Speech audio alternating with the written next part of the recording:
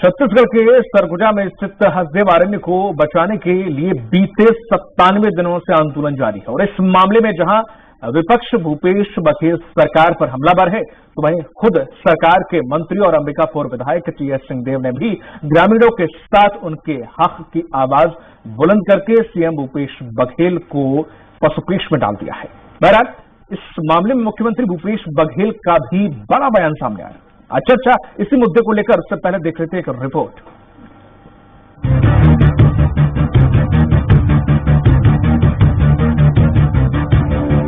छत्तीसगढ़ के हसदेव मामले में सुर की चिंगारी ऐसी सुर्खी कि ठंडी होने का नाम नहीं ले रही है। इस मामले को लेकर रोज नई सियासी मोड़ और उठापटक सामने आ रही है और ये मामला और तब ताजा हो गया जब इस मामले में पंचायत मंत्री टीएस सिंहदेव का बयान सामने आया। फिर कोई गोली बंदूक लेके आएगा तो मेरे को बुला लीजिएगा, पहला गोली मैं खाऊंगा, दूसरा आपको लगेगा। फिर कोई गोली बंदूक लेके आएगा तो मेरे को बुला लीजिएगा, पहला गोली मैं खाऊंगा, दूसरा आपको लगेगा। वहीं मुख्यमंत्री भूपेश बघेल ने कैबिनेट मंत्री टीएस सिंहदेव के बयान पर सीधा और दो टूक जवाब दिया। उन्होंने कहा है कि गोली चलने की नौबत नहीं आएगी, गोली चलाने वालों के ऊपर ही गोली चल जाएगी। उस क्षेत्र के विधायक और हमारे वरिष्ठ नेता टीएस सिंहदेव अगर नहीं चाहते हैं तो पेड़ का एक डाल भी नहीं कटेगी। वहीं मुख्यमंत्री भूपेश बघेल ने इस पूरे मामले में भारतीय जनता पार्टी पर जमकर पलटवार किया। बाबा साहब कभी नया पहली गोली लगेगी मुझे लगेगी, गोली चलने की नौबत नहीं आएगी और जो गोली चलाने वाले पहले ही गोली उनके चल जाएगी जो चलाने वाले हैं। वहीं टीएस सिंहदेव ने कहा है कि मेरी कोई राय मायने नहीं रखती, जो गांव वाले चाहेंगे वही होगा। मैंने हमेशा यही पहल की है। मेरी राय पेड़ ना कटने की भी हो सकती है, लेकिन मेरी राय मायने नहीं रखती। महत्व मेरी बात का नहीं होना चाहिए, गांव वाले जो चाहते हैं वो होना चाहिए। मेरी राय खदान के लिए पेड़ ना कटने की भी हो सकती है, लेकिन अगर जिनकी जमीन जा रही है और वो गांव वाले चाहें कि नहीं यहाँ हम चाहते हैं कि यहाँ खदान आए, तो मेरी बात का कोई मायने नहीं रहता। तो प्रश्न मेरी बात का नहीं होना चाहिए, गांव वाले जो चाहते हैं बात वो हो। लेकिन भारतीय जनता पार्टी सहित विपक्ष ने मंत्री टीएस सिंहदेव के बयान को लपक लिया। बीजेपी के पूर्व मंत्री बृजमोहन अग्रवाल ने कहा कि सरकार के मंत्री टीएस सिंहदेव गोली चलेगी तो पहले गोली खाऊंगा कहते हैं। मंत्री जी, गोली खाने की जरूरत नहीं है। अगर आप में इतना दम है तो मंत्री पद से इस्तीफा देकर मैदान में आकर लड़ो, आदिवासियों के आंदोलन का नेतृत्व करो। ये अगर गोली चलेगी तो पहली गोली मैं खाऊंगा। मंत्रिमंडल की सामूहिक जिम्मेदारी है, या तो टीएस सिंहदेव जी इस्तीफा देकर मैदान में आकर लड़े। अगर सरकार के निर्णय के विरोध में वो काम कर रहे हैं तो भूपेश बघेल जिनको मंत्रिमंडल से निकाले। बहरहाल कैबिनेट मंत्री टीएस सिंहदेव के बयान और तमाम सियासी बयानबाजी के बाद मुख्यमंत्री भूपेश बघेल ने जिस तरह से दो टूक बातें कही, अब देखना होगा कि सियासी हलकों में इसके क्या मायने खोजे जाते हैं। इस मुद्दे पर सियासत के शोर करवट बदलती है, देखने वाली बात होगी। दिलीप साहू, स्वराज एक्सप्रेस, रायपुर। तो क्या है विवाद? छत्तीसगढ़ की मौजूदा सरकार ने 6 अप्रैल 2022 को एक प्रस्ताव को मंजूरी दी और इसके तहत हसदेव क्षेत्र में स्थित Parsa coal block, Parsa east और केटे बसा कोल ब्लॉक का विस्तार होगा। और सीधी सी बात इतनी है कि जंगलों को काटा जाएगा और उन जगहों को पर जो कोयले की खदानें हैं वो बनाकर कोयला निकाला जाएगा। स्थानीय लोग और वहां रहने वाले आदिवासी इस आवंटन का विरोध कर रहे हैं। एक दशक से चल रहा ये हसदेव बचाओ आंदोलन पिछले 10 सालों में हसदेव के अलग अलग इलाकों में जंगल काटने का विरोध चल रहा है। कई स्थानीय संगठनों ने जंगल बचाने के लिए संघर्ष भी किया है और इसी पर अधिक चर्चा करने के लिए हमारे साथ रायपुर से जुड़ गए हैं कांग्रेस प्रवक्ता हैं नितिन भंसाली जी। भंसाली जी, आपका स्वागत है। बीजेपी नेता है राजीव चक्रवर्ती जी, आपका भी स्वागत है। और वरिष्ठ पत्रकार बाबूलाल शर्मा जी हैं, सर आपका भी बहुत बहुत स्वागत है। सबसे पहले तो जिस तरह से टीएस सिंहदेव जी का इस पूरे मामले को लेकर टिप्पणी करना और बोलना, इस पे एक रिव्यू सबका ले लेते हैं, उसके बाद इस पे मुख्य चर्चा पे आते हैं। सबसे पहले भंसाली जी आपसे शुरू करते हैं कि टीएस सिंहदेव जी का बाबा का जो बयान आया है उसे कांग्रेस पार्टी किस नजरिए से देखती है? देखिए, बाबा बहुत ही सुलझे हुए नेता हैं, वरिष्ठ मंत्री हैं इस प्रदेश के, और वो उनका क्षेत्र है। अपने क्षेत्र में जब वो गए, उन्होंने वहाँ के वनवासियों की और रहवासियों की, आदिवासियों की बातों को सुना तो उन्होंने कहा कि भाई ये नहीं होना चाहिए। और आप देखिए ये प्रदेश में कांग्रेस कितनी एक है। तत्काल बाबा साहब के कहने के बाद प्रदेश में माननीय मुख्यमंत्री भूपेश बघेल जी ने सीधा कहा कि वो इस क्षेत्र के विधायक हैं, वरिष्ठ मंत्री हैं, वरिष्ठ नेता हैं, और यदि वो ऐसा कह रहे हैं तो पेड़ तो बहुत दूर की बात है, एक डंगाल भी नहीं कटेगी। तो बात तो वहां पे खत्म हो जाती है। ठीक है। राजीव चक्रवर्ती जी, आप इस स्टेटमेंट को कैसे देखते हैं? देखिए दीपक जी, ये स्टेटमेंट, पहले तो मैं बता दूं, कांग्रेस की स्थिति आज हसदेव अरण्य को लेकर बहुत हास्यास्पद हो गई है, बहुत संदेहास्पद हो गई है और बहुत डिस्प्यूटेड हो गई है। क्योंकि 2015 में राहुल गांधी जी, भूपेश बघेल जी ने कहा था कि हम अरण्य का एक जंगल कटने नहीं देंगे। जंगल के आदिवासी बंधुओं के बीच उन्होंने घोषणा की थी कि हम लंबा संघर्ष करेंगे, और इसको लेकर तमाम सोशल मीडिया में उन्होंने ट्वीट किया और बहुत सारी बातें लिखी कि इसमें बहुत गड़बड़ है, ये पूरी राजस्थान को कोल ब्लॉक दिया जा रहा है। और आज आते आते थोड़ा सा 2022 में आ जाते हैं तो राहुल दीपक जी, आपने मेरे से जैसे प्रश्न किया वैसे आपने बोला कि मैं रिव्यू ले रहा हूँ। बंसाली जी, मैंने आपको वक्त दिया, मैंने आपको कब का वक्त आएगा? मैंने आपको रिव्यू का जवाब दिया। यहाँ पर बंसाली जी, चर्चा को सार्थक होने दीजिए, मैंने आपको वक्त दिया, मैंने वक्त दिया आपको। दीपक जी, आपने बोला बंसाली जी, मैं रिव्यू लूंगा तीनों से। बंसाली जी, रिव्यू थोड़ी हो रहा है। एक मिनट, मैंने जैसे रिव्यू किया, मैंने जैसे अपने शब्दों बोला एक मिनट चर्चा पूरी हो। ठीक है, ठीक। बंसाली जी, एक मिनट, एक बात मुझे, बंसाली जी, आप चर्चा को बिगाड़ रहे हैं, आप चर्चा को बिगाड़ रहे हैं। रिव्यू चाहिए तीनों से, एक रिव्यू। अरे ठीक है, अरे आपका नजरिया अलग हो सकता है सामने वाले का। बंसाली जी, निवेदन है आपसे, चर्चा को सार्थक होने दीजिए भाई। सरकार के साथ मिलकर बंसाली जी, मत बिगाड़िए, धैर्य रखिए, आपका समय आया, आप बोलिए। देखिए, कांग्रेस पार्टी चक्रवर्ती जी, ऐसे जंगल के आदिवासियों को भी पुलिस की 16 बटालियन को भेज के उनको घेर के दहशत में ला रही है। यहाँ नितिन जी मुझे बोलने नहीं दे रहे। एक शब्द चक्रवर्ती जी, आपने भी थोड़ा बात घुमाया। सिंपल से मेरा सवाल है, सिंपल से मेरा सवाल था। बंसाली जी, आप कैसे बोलने नहीं दोगे? हमारी आवाज तो है। बंसाली जी, थोड़ा सा आप बोलने के लिए। बंसाली जी, चक्रवर्ती जी, मेरा सिंपल सा सवाल है, बात घुमाई मत, अभी चर्चा का समय है। आप मुझे सिर्फ इतना बताइए, बीजेपी उनके स्टेटमेंट को किस तरह से सोचती है? नहीं, मैं जो कह रहा हूँ आप फिर मैं आपके हिसाब से विस्तार से चर्चा अभी मैं करूंगा, आपसे भी सवाल करूंगा। हमारे हिसाब से नहीं कहूंगा, ये जनता के हिसाब से, ये किसी के हिसाब से बात नहीं करेंगे, ये मन की बात करेंगे, आपके हिसाब से बात नहीं करूंगा, ये मन की बात करेंगे, ये जन की बात नहीं एक सुनेंगे। मिनट, ठीक है, अभी आप दोनों के पास में आऊंगा।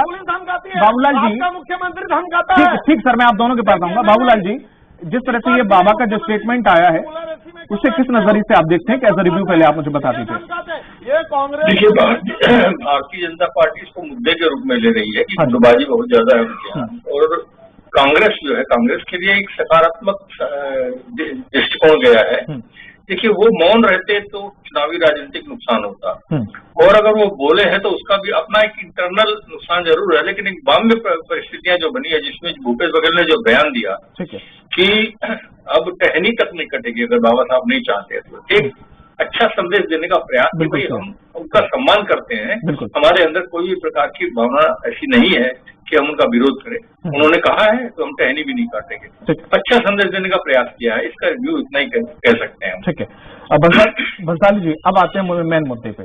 अब दो चीजें हैं, जब परसों हमने डिबेट की थी तो आप ही की प्रवक्ता थे ठाकुर साहब, उन्होंने ये कहा था कि हमारे हाथ में कुछ है नहीं, कोल बेयरिंग एक्ट के कारण से अब राज्य सरकार के।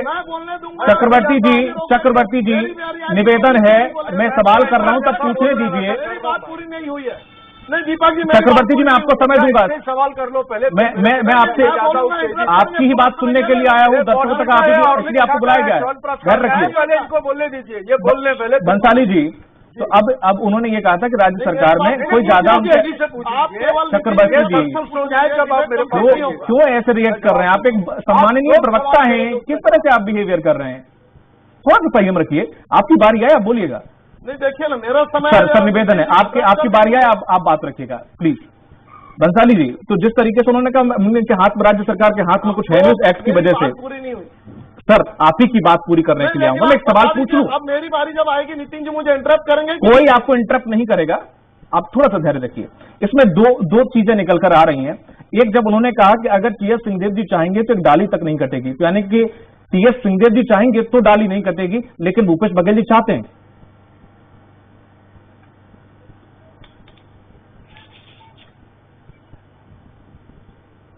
क्या सवाल मैं दोहराऊं सर? बंसाली जी। हाँ, सवाल दोहराइए जी। जिस तरह से सीएम भूपेश बघेल जी ने कहा है कि टीएस सिंहदेव जी चाहेंगे, उनका क्षेत्र है, वो वहां के प्रतिनिधि हैं, तो एक डाली भी नहीं कटेगी, यानी कि अगर वो चाहेंगे तो डाली नहीं कटेंगी, लेकिन सीएम भूपेश बघेल चाहते हैं। ऐसा नहीं है, चाहते हैं वाली बात नहीं है। ये तैयारी प्रक्रिया आप उठाकर देख लीजिए दस्तावेजों को। ये प्रक्रिया 2014 से चल रही थी, जब प्रदेश में रमन सिंह की सरकार और केंद्र में मोदी जी की सरकार थी। ये दोनों की आपसी सहमति से सारा सब कुछ फॉरवर्ड हुआ था। और रहा सवाल ये, अभी ये बात हुई थी, जैसा कि मुख्यमंत्री जी ने 2-3 दिन पहले भी कहा कि 8000 पेड़ कटने की बात थी, और बीजेपी ने वहां पर ऐसा प्रोपोगंडा फैलाया कि 8 लाख पेड़ कटेंगे, 80 लाख पेड़ कटेंगे। तो ऐसी कोई बात नहीं थी। देखिए, कुछ चीजें आवश्यक होती, बिजली की आवश्यकता थी, और बिजली के लिए पूरे देश में कोयले संकट से जैसे जूझ रहे हैं, तो उस संकट से उबारने के लिए भी एक तरीके का ये प्लान था। पर देखिए, जहां पर आदिवासियों की, वनवासियों के हित की बात आएगी, उनकी सुरक्षा की बात आएगी, उनके वहां पर रहन सहन की बात आएगी, उनकी संस्कृति की बात आएगी, तो कांग्रेस है, न्याय करती है कांग्रेस। बिल्कुल मुख्यमंत्री जी ने क्लियर कहा कि पेड़ नहीं कटेगी। मैं आपको बता दूं कि कोल आवंटन का, माइनिंग का जो भी प्रोसीजर है, ये सारा सब कुछ केंद्र सरकार के हाथ में है। आवेदन से लेकर उसको अलॉटमेंट से लेकर उसे निरस्त करना, सब कुछ काम जो है केंद्र सरकार के अधीन आता है। राज्य सरकार सिर्फ उन आदेशों का, निर्देशों का परिपालन करती है। तो यदि निरस्त करना है तो कर दो ना भाई। ठीक है बंसाली जी, अक्सर कांग्रेस के प्रवक्ता हमेशा केंद्र का बहाना बना के कर देंगे, पेड़ नहीं कटने इस बात को रखते हैं। मैं अभी बाबूलाल शर्मा जी से पूछूंगा कि बाकी राज्य सरकार के पास ऐसा कोई अधिकार नहीं है। ठीक है, 9 सांसद और राज्यसभा एक जो बची है वो सदस्य जाए मोदी जी के दरबार में। ठीक है बंसाली जी। राजीव जी, अब आप बात रखिए अपनी, कोई आपको नहीं रोकेगा। जी, आप बड़े उत्सुक थे। जी बोलिए। जी, जब बालकों का अधिग्रहण हो रहा था, अजीत जोगी जी ने कहा कि 1968 भू अधिनियम के पास, राज्य शक्ति के पास, राज्य शासन के पास शक्ति है। अगर वो पट्टे को, पूरे संपूर्ण प्रोजेक्ट को, पट्टे को कैंसिल करती है, वहां पे एक खिला नहीं गड़ा सकता, वहां पर कोई एक पेड़ नहीं काट सकता, वहां पर कोई चिमनी नहीं लगा सकता। उस शक्तियों के द्वारा आज भी राज्य शासन के पास शक्ति है कि सारे चीजों को देखते हो, अगर वो लीज कैंसिल कर दे, माइनिंग लीज, प्रोस्पेक्टिंग लीज, और उनकी खुद की, अगर पूरे क्षेत्र का अगर वो लीज कैंसिल कर दे उस प्रोजेक्ट के लिए, तो अपने आप सारा मामला खत्म हो जाए। मैं आऊंगा। लेकिन कांग्रेस इसमें मैच फिक्सिंग करती है। बाबा साहब यहाँ प्रोपेगेंडा कर रहे हैं कि भाई मैं तो जंगल कटने नहीं दूंगा। सीएम साहब जनता के सामने कहते हैं कि एसी में बैठते हो, कोयला तो चाहिए, जंगल तो कटेगा भाई, 80,000 नहीं 8,000 कटेगा भाई, 8 लाख नहीं कटेगा। तो ये जो नूरा कुश्ती चल रही है, इस नीरा राजीव जी के लोग भी, शहर के लोग भी समझ गए हैं। ठीक, राजीव जी, 2010 में नोगो एरिया वो क्षेत्र घोषित किया गया, केंद्र के द्वारा ही किया गया था। उसके बाद एनजीटी ने भी उस पर रोक लगाई, लेकिन एक नया कानून निकाल के बेरिंग एक्ट के तहत उसको दरकिनार करके फिर आपने वो माइनिंग शुरू कर दी। ये तो सब केंद्र से होता है कि राज्य सरकार की तरफ से हो रहा है। सुप्रीम कोर्ट के आदेश के अगेंस्ट अध्यादेश लाकर WIL ने भी इस पे रोक लगाई। आप एक नया कानून लाके इस पे करने लगते हो, फिर आप कहते हैं राज्य सरकार। इसमें 10 किलोमीटर के अंतराल, 10 किलोमीटर के आज कोई माइनिंग नहीं अलॉट नहीं है। आप वही कर दीजिए, सारी चीजें। वो अगर चाहे तो पट्टे को निरस्त कर सकते हैं। आज भी राज्य वो चाहे तो ठीक है, और आप भी तो अपने विचार रख सकते हैं। छत्तीसगढ़ ने आपको सांसद दिए, सरकार के पास जो शक्तियां हैं उसका सदुपयोग करेंगे, आदिवासियों के, वनवासियों के संज्ञान लेंगे, डिप्लोमेटिक बात करेंगे। ठीक है राजीव जी, समय कम है, पार्टी में डिप्लोमेटिक बात, आंसर छोटे रखिए। एक बार कहते हैं हम जंगल बचाएंगे, एक बार कहते हैं हम कोयला देंगे। आंसर छोटे रखिए, बात पूरी कर लीजिए आप अपनी सर। ठीक है जी। तो देखिए, कांग्रेस पार्टी इस मुद्दे पर घिर गई है। तो ये 2015 में जो उन्होंने जो किया था वो नाटक घोषित हुआ। जो बोल रहे थे कि हम कोयला नहीं लेने देंगे, जंगल नहीं कटने देंगे। आज वो कहते हैं कि नहीं हमको तो कोयला चाहिए, हम तो राजस्थान के साथ कमिटमेंट है, हम तो गहलोत जी को बोल चुके हैं हम 4 ब्लॉक कोयले का देंगे, और यहाँ जनता को बोल रहे हैं हम पेड़ कटने नहीं देंगे। असली में टीएस बाबा जी की कोई सुनता नहीं है, तो उन्होंने अपनी व्यथा भी कह दी है। और दूसरी तरफ ये पॉलिटिकल प्रोपोगंडा है कि कांग्रेस का एक टप का जंगल रोकना चाहता था, लेकिन वो गलती सुनती है आपस में, तो जिद भी मेरी पढ़ने मन की बात करते हैं, जन की बात नहीं सुनते। ऐसा नहीं होता है, उल्टा चोर कोतवाल को करना पड़ेगा। कांग्रेस पार्टी ने अपनी स्टैंड आज तक स्पष्ट नहीं की है। ठीक है, चलिए ठीक है। बाबूलाल जी, जिस तरीके से जो मैंने सवाल भंसाली जी से भी पूछा था, दोनों ही मतलब एक ही पार्टी चाहती है जनता का भला और वहां के जमीन भी बचाना। सवाल ये खड़ा होता है जब पार्टी भला चाहती है तो उसी पार्टी के छत्तीसगढ़ के 2 दिग्गजों की दोनों की राय अलग अलग कैसे हो जाती है? क्या कहा आपने? 2 दिग्गज दोनों ही एक ही पार्टी के, सभी लोग चाहते हैं जनता का भला हो, लेकिन फिर भी दोनों लीडर जो कि बड़े लीडर हैं छत्तीसगढ़ के, वो आमने सामने आकर दोनों की राय अलग अलग क्यों हो जाती है? मैंने तो आपके रिव्यू के दौर में बोला कि देखिए राजनीतिक रूप से नुकसान होगा अगर हम मौन रहेंगे तो, इसलिए बोलना पड़ेगा। वो वहाँ के विधायक लगते हैं, बिल्कुल सही। ये जो है ये विषय बना है और ये राजनीति बन गई है एक्चुअल में इसके अंदर।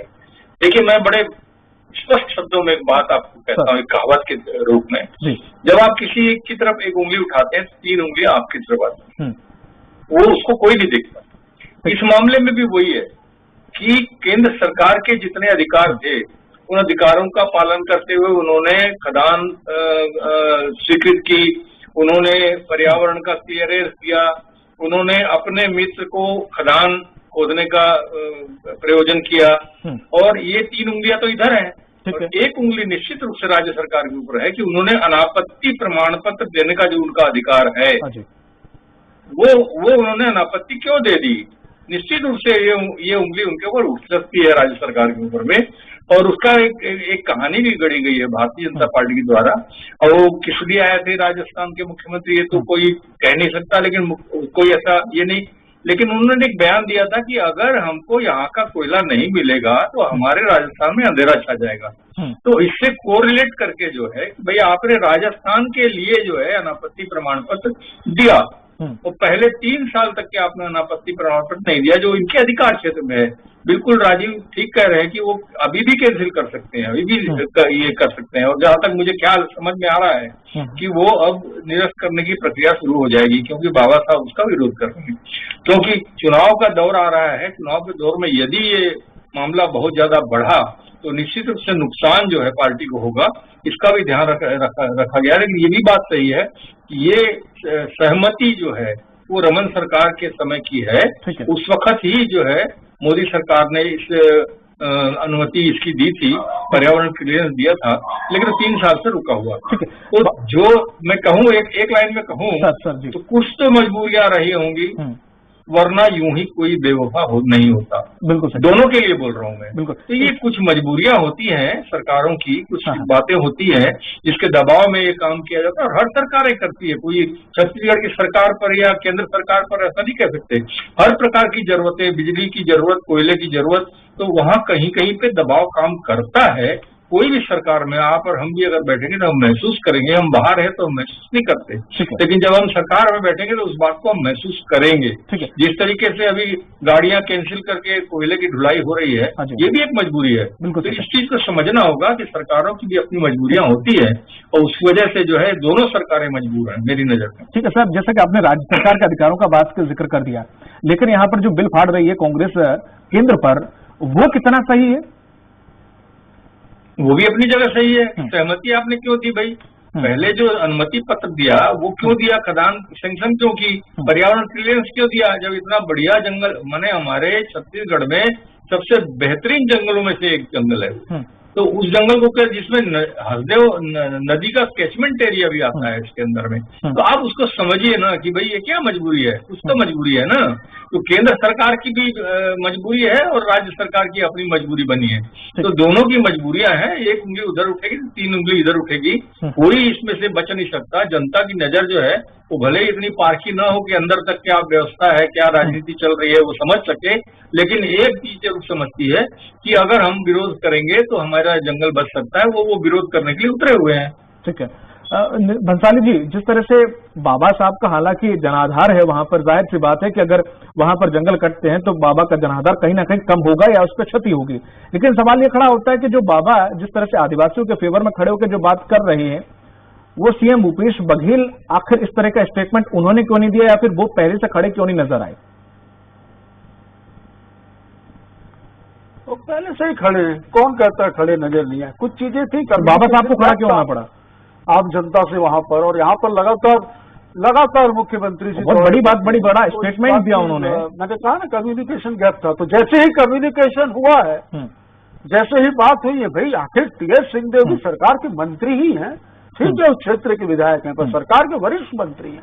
वो क्षेत्र में गए, वहाँ के आदिवासियों से, वहाँ के वनवासियों से वो मिले, और मिलकर उन्होंने कहा कि नहीं, ये नहीं होना चाहिए। और उन्होंने कहा, उसके बाद माननीय मुख्यमंत्री जी ने बिल्कुल उनका सम्मान करते हुए कहा कि पेड़ तो बहुत दूर की बात है, एक जंगल भी नहीं कटेगी, तो बात तो वहीं खत्म हो जाती है। हम तो एक ही बात कहते हैं कि 2010-11 में तत्कालीन केंद्रीय पर्यावरण एवं वन मंत्री श्री जयराम रमेश जी ने इस देश के 7 क्षेत्रों को ऐसे नो गो जोन घोषित किया था, नो गो एरिया।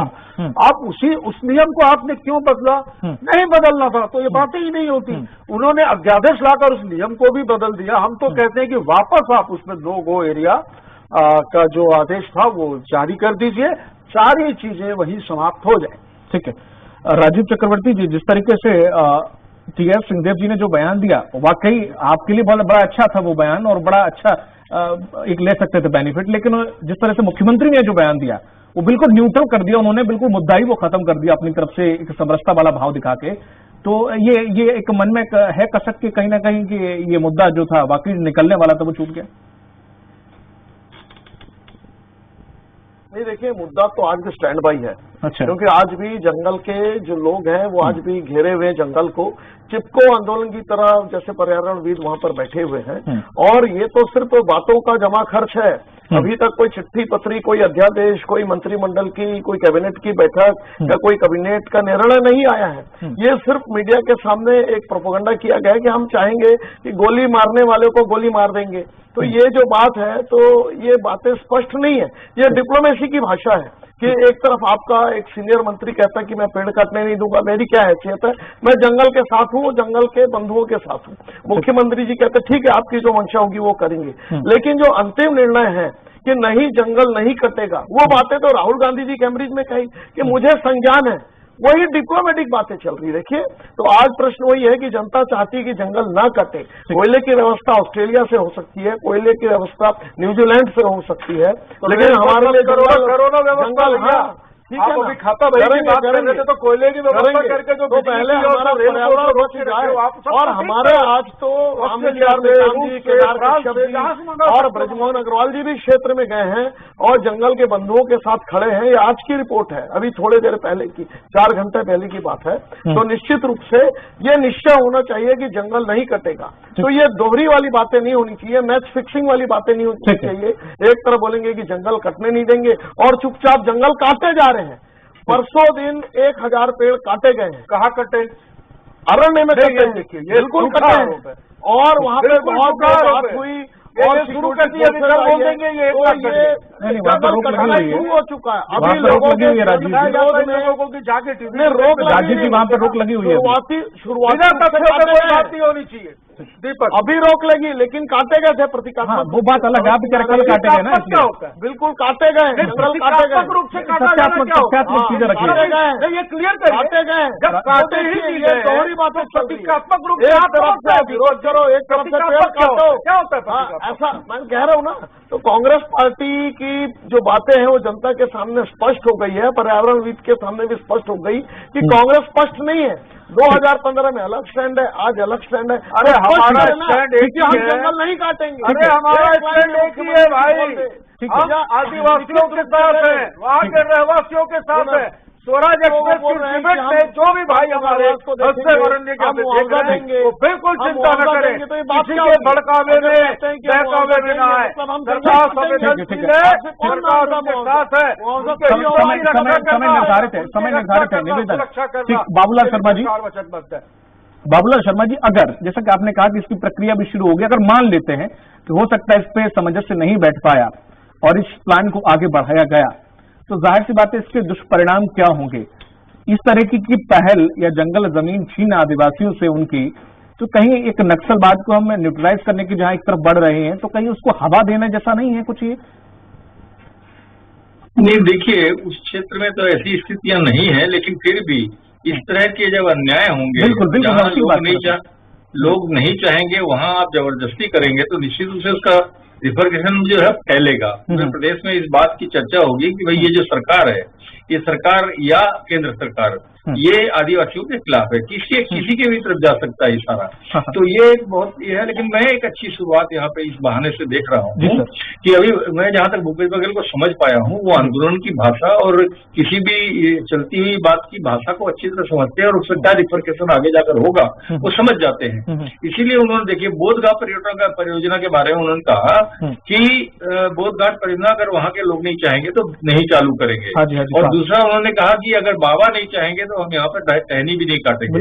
वो ये भी कह सकते थे कि आदिवासी अगर नहीं चाहेंगे तो हम वहाँ पर ये सब नहीं करेंगे, पेड़ नहीं काटेंगे। तो ये जो शुरुआत मैं इसको अच्छा मान रहा हूँ कि भूपेश इस बात को समझ रहे हैं कि जहाँ विरोध बहुत ज्यादा होगा उसका जो है कहीं भी इम्प्लीमेंटेशन करने का दबाव हम अगर करेंगे तो हमको चुनाव में नुकसान होगा। और वो बहुत अच्छी तरह से आंदोलन की भाषा को समझते हैं, क्योंकि संघर्ष और आंदोलन में अच्छी तरह उनको जानता हूँ। आंदोलनों की भाषा को जितना वो समझते हैं, मैं समझता हूँ कि इस वक्त कोई नहीं समझता होगा कि आंदोलन कहाँ तक जा सकता है और क्या उसका रिपरकशन हो सकता है, सरकार पर क्या असर हो सकता है, वो समझते हुए उन्होंने जो बयान दिया है। और मैं समझता हूँ यहाँ पर उन्होंने उसको 0 पॉइंट पे लाके छोड़ दिया है। अब वो मामला समाप्त जैसा नजर आ रहा है। अब राजनीति इसमें होगी, किस तरह से होगी वो देखने में आएगा। ठीक है नितिन जी, एक लास्ट सवाल आप ही से है, उसके बाद समय खत्म हो गया है। एक सवाल ये है कि सरकार क्या कोई बीच का रास्ता निकाल रही है, और अगर नहीं निकाल रही है, अगर ये प्रोसेस आगे भी बढ़ता है तो वन्य जीव आदिवासियों की जमीन और जंगल की भरपाई किस प्रकार से सरकार करेगी, क्या उनका ब्लूप्रिंट है? आदिवासियों, वनवासियों और स्थानीय रहवासियों की सुरक्षा, उनके हितों का ध्यान रखना ये राज्य सरकार का कर्तव्य है। और भूपेश बघेल जी की सरकार में न्याय होता है, अन्याय नहीं होता। मैं ये आपको बता दूं, बिल्कुल भी हसदेव अरण्य क्षेत्र में रहने वाले हमारे आदिवासी और रहवासियों को बिल्कुल कोई चिंता करने की जरूरत नहीं है। जो कुछ होगा नियम से होगा और उनके हित में होगा। साथ ही माननीय मुख्यमंत्री जी ने कल जो बात कही कि वहां पर पेड़ तो क्या एक जंगाल भी नहीं कटेगी, तो निश्चित तौर पर सरकार अपना काम कर रही है और कोई न कोई अच्छे नतीजे, कोई न कोई अच्छे आदेश या निर्देश बहुत जल्द जारी हो। बिल्कुल, कुछ न कुछ निष्कर्ष निकले और जनता के पक्ष में ही निकले, ये स्वराज एक्सप्रेस भी चाहता है। चलिए बहुत बहुत शुक्रिया नितिन जी आपका, राजीव चक्रवर्ती जी आपका और बाबूलाल शर्मा जी सर आपका भी, तीनों लोगों का चर्चा में शामिल होने के लिए।